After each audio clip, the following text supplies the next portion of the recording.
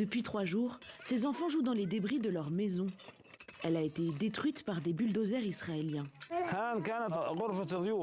Ici, c'était la chambre d'amis. Là, la chambre des enfants.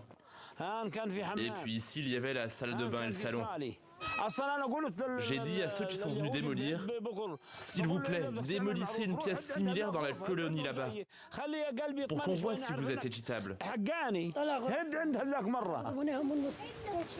Si la maison de Fadel a été détruite, c'est à cause d'une décision de la Cour suprême israélienne.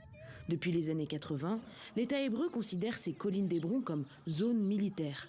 Ses habitants, des bédouins sans titre de propriété selon Israël, doivent donc être expulsés. 1000 personnes dans 8 villages différents de Masafer Yatta attendent désormais les bulldozers.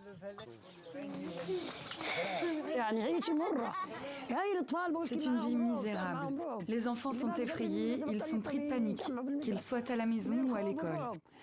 Ils vont à l'école, mais ils ne sont pas concentrés, ils ne comprennent rien. Tous les jours, il y a des raids dans notre maison. Des soldats israéliens, la police et des colons.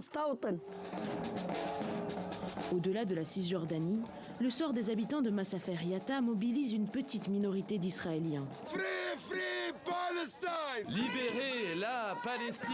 Ils sont venus en bus de plusieurs villes du pays pour participer à une manifestation. Nous savons que l'occupation essaye de diviser les Israéliens et les Palestiniens, et essaye de diviser les Palestiniens entre eux. Et ce qu'on essaye de faire, c'est d'empêcher cela activement en étant ensemble et en disant non ensemble. On va continuer à venir, nous aurons ces manifestations unifiées.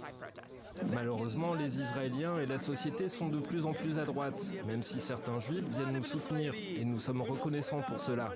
Si les Israéliens veulent vivre dans la paix et la sécurité, ils doivent donner des droits aux Palestiniens et arrêter de les oppresser. À 60 km de là, à Jérusalem, cet avocat représente les habitants de la région depuis 20 ans. Pourquoi sont-ils discriminés comparés aux colons qui habitent non loin dans cette colonie prospère? Les Juifs ont commencé à déménager là-bas il y a 30 ans et ils sont autorisés à faire ce qu'ils veulent. Et cette zone n'a pas été déclarée zone militaire.